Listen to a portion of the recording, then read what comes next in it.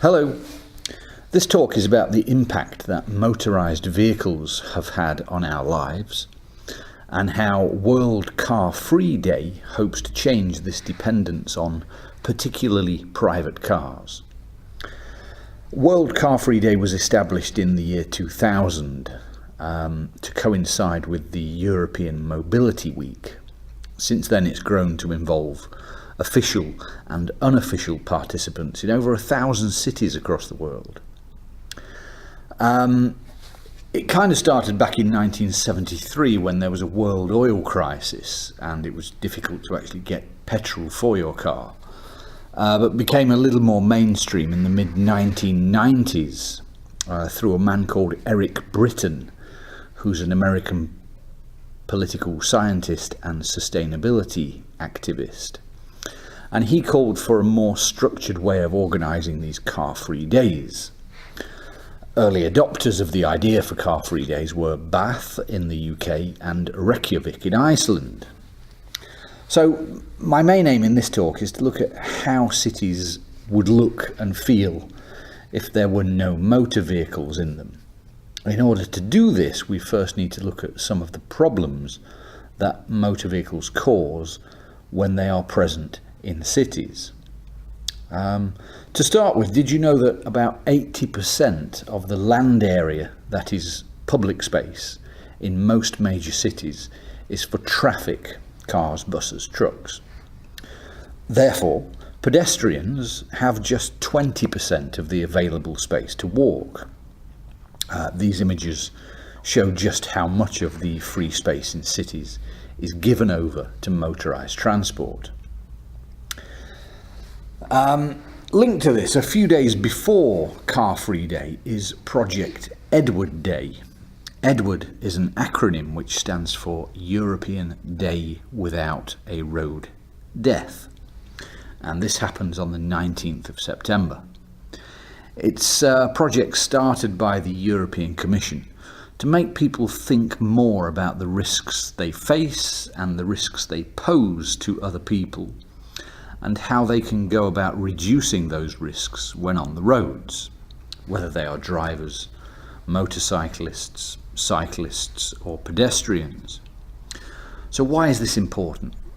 Well, you don't often see news about road deaths on the TV and not very much in the national newspapers, but an estimated 1.24 million people die every year on the world's roads. Some of the statistics on this topic are quite mind-boggling, but to understand the damaging impact of vehicles on people's lives, it's worth mentioning a few of them. We'll just look at Europe and the UK. All of the statistics are from the road safety charity Brake and the Royal Automobile Association Foundation. Both of these are UK organisations. In Europe then, 25,300 people lost their lives and 135,000 people were seriously injured on roads in the EU in 2017. The EU, by the way, aims to reduce fatalities on the roads to zero by 2050. I think that's a hugely ambitious target. 30% of road accidents in the UK are caused by distracted drivers, so drivers not paying attention. Driving without a seatbelt is the second biggest cause of EU road deaths of drivers and passengers. The biggest cause is driving under the influence of drugs or alcohol. Driving too fast causes the second largest casualty numbers when we consider both car occupants and other road users.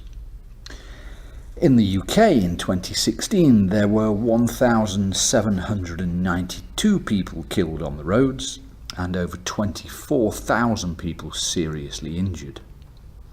Men accounted for over 3/4 of road traffic deaths in 2015, along with 70% of all serious injuries in Britain.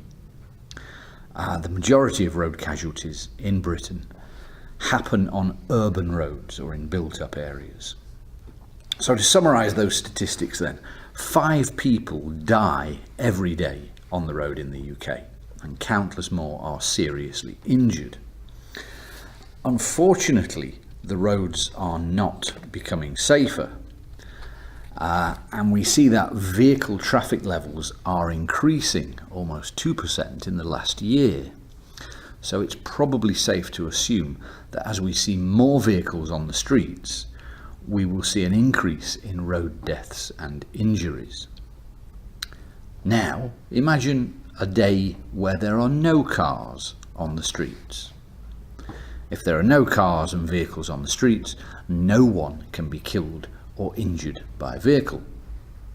And the air would be cleaner.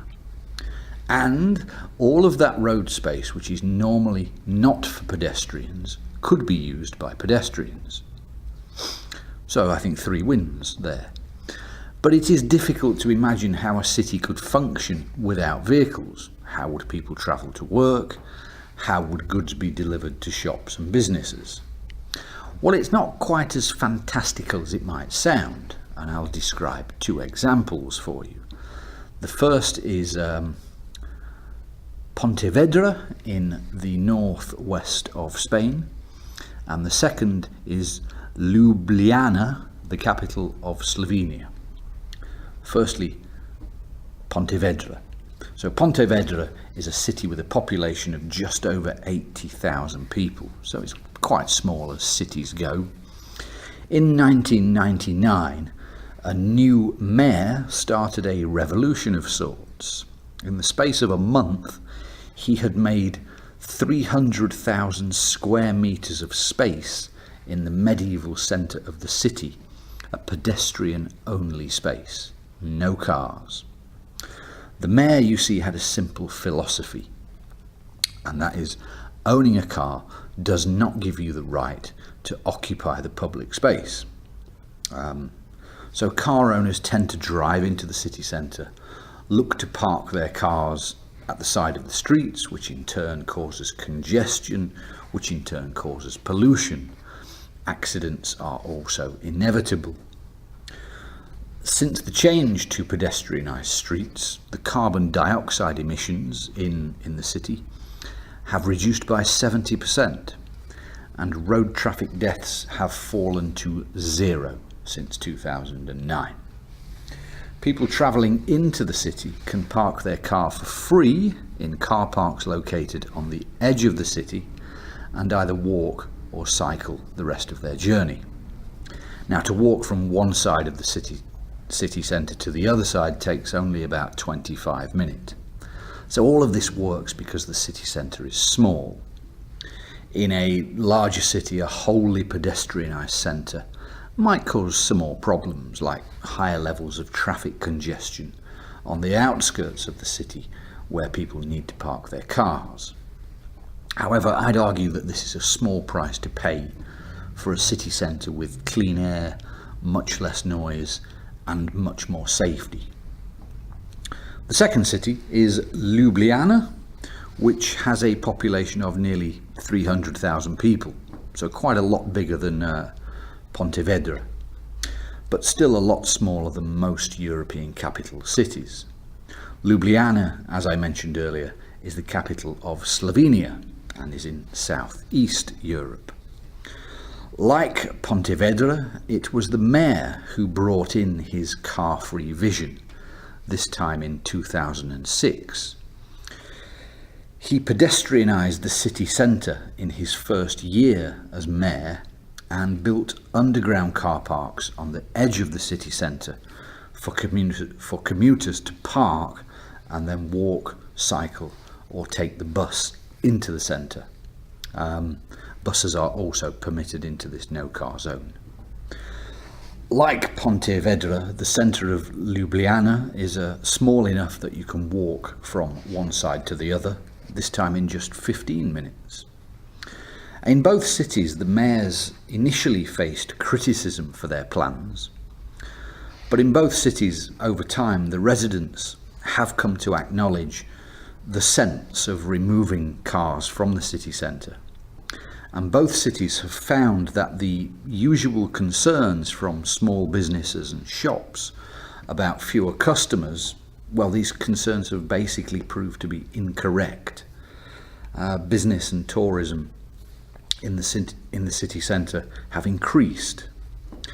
You see, when the environment is pleasant, people will spend longer in that environment. Inevitably, when people stay longer, they will spend more money. So what can we learn from this then?